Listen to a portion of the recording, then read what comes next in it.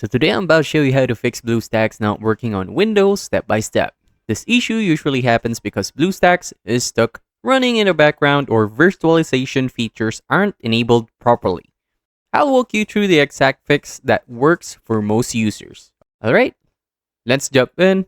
First thing you need to do is open your start menu. From the search bar, type Task Manager. Open it. Once Task Manager is open, look for BlueStacks. Under the Process tab, right-click on BlueStacks and choose End Task.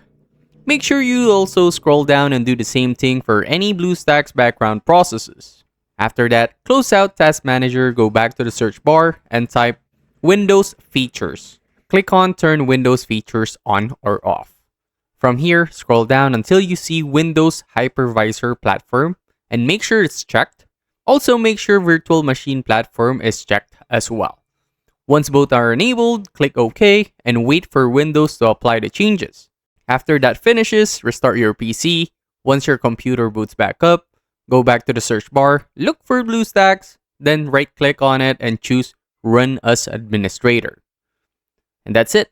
That's how you fix BlueStacks not working on Windows step by step. If this helped you out, make sure to like, subscribe, and comment down below what other topic you want me to break down next. Thanks for watching, and I'll see you on the next one.